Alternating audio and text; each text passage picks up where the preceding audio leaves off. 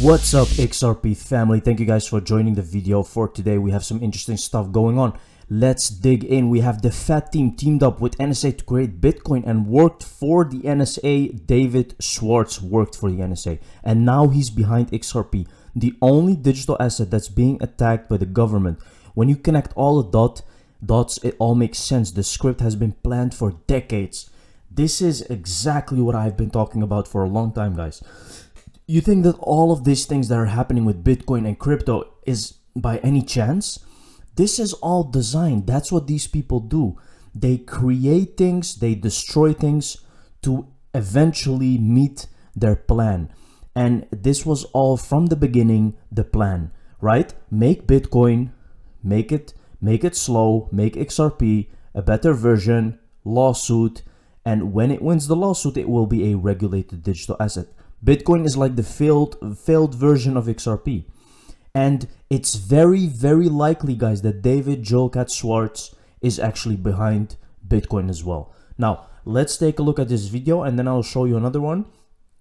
And an interesting reaction from Joel Katz where he actually hints that he is behind Bitcoin.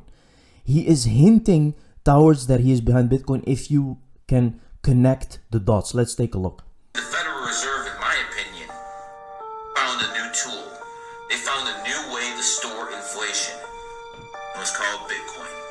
But if you look over here very carefully, it says NSA. Okay? This is NSA program, and they basically teamed up with the Federal Reserve to give the Federal Reserve another tool. And the other tool was when you start flooding the streets with money, and you want to somehow suppress inflation, you need something to take money off the streets. And what is that? That's called Bitcoin. You see, this financial crisis started 2009. If you look at the money supply over here in this chart, it spiked right here. This is when TARP and everything came into effect. And what you have to understand, this is also the same time Bitcoin was created. Because they knew they needed something new for the next financial crisis. Quote unquote, coronavirus. If you knew who was really behind Bitcoin, you would run as fast as you fucking could to sell it.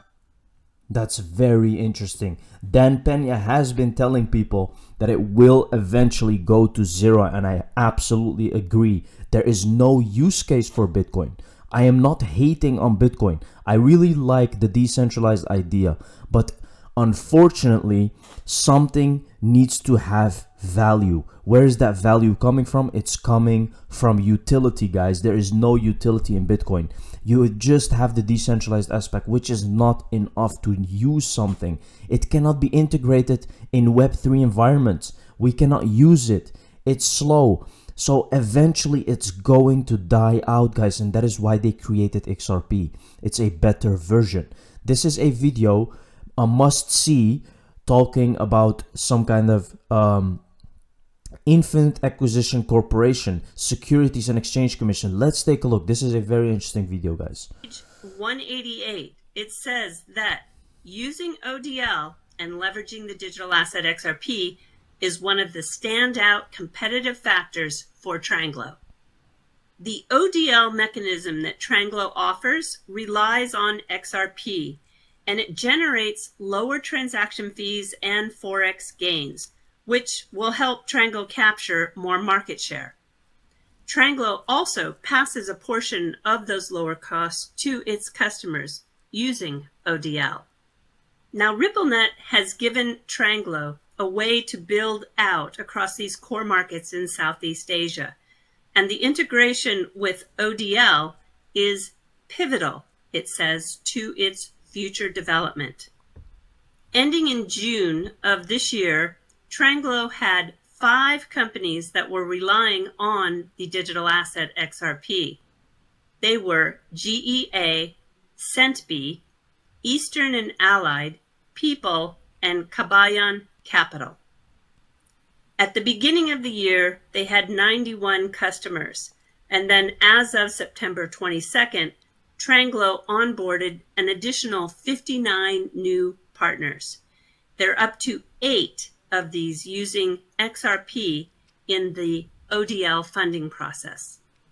And just some stats pulled out of this 250 plus page document. As of June 2022, Tranglo has processed 5 million remittance transactions. The average transaction right now is running about $322. Now, the total processing value for the first 6 months of 2022, ending June 30th, was $1.61 billion. 12.1% of that was ODL. And the revenue on that $1.6 billion is approximately $9.7 million. Tranglo charges 1% on average and can complete those transactions within 5 minutes. Banks are taking... That is insane, guys. 12%. Imagine Ripple being used. ODL. We're talking about ODL, not Ripple. ODL is the main factor what will drive the price of XRP, because that's the on-demand liquidity. That's where they use XRP in making remittances, right? So you have to understand that there is a lot of banks connected to RippleNet and already using it, but that will not drive the price of XRP. It will only be driven by the use of ODL, when ODL is just used 12%, and that's for Tranglo. Imagine it's being used 100, like a 90 or 80% even, across the whole world. Now that's the end game. That's end game. That's something they will work towards. It will not happen just very fast. Wall Street veteran is the face of crypto in Ripple SEC fight. Let's take a look here, guys. Ripple claims it has already spent roughly $100 million to defend the case, effectively shield the entire crypto industry from what it calls overregulation by the SEC. Authority has turned to a roster of well-known outside lawyers, including the Obama administration's SEC chair, Mary Jo White, and her former deputy, Andrew Cicerni. Meanwhile, the crypto winter descending on digital asset markets this year and the high-profile meltdown of FTX has the SEC touting its efforts to protect investors. Now this is something you have to understand. The thing that happened with FTX, guys, it's all a plan. They want to push regulation. Crypto cools. The closely watched SEC lawsuit should provide the first conclusive decision on whether a crypto asset is a security or not, said Tibor Nagy, a New York litigator. The thing is, guys, if Ripple wins, it's going to be crazy for crypto. Crypto needs this, and crypto can make another bull run if it wins. It's dependent on Ripple. Now, this is the comment that I was talking about with David Julkat Schwartz, where he's actually hinting towards that he made Bitcoin. Look at this. If its final argument is that Ripple Labs may have some secret way to control the XRP ledger that cannot be determined from the public code, why not argue that Ripple Labs may have some secret way to control the Bitcoin blockchain that cannot be determined from the code? So he's literally saying the same people that are behind Ripple are also behind Bitcoin. He's literally hinting us with something like that. It's crazy, right? Because this, look at this. Ripple Labs may have a new officer. This is just a hint, guys. And people have been saying this, but who knows, right? This is something that will maybe never known. I think XRP will explode soon. Now look at the chart, guys. That looks beautiful. Look at this. This is how XRP starts its bull run. Look at the previous one.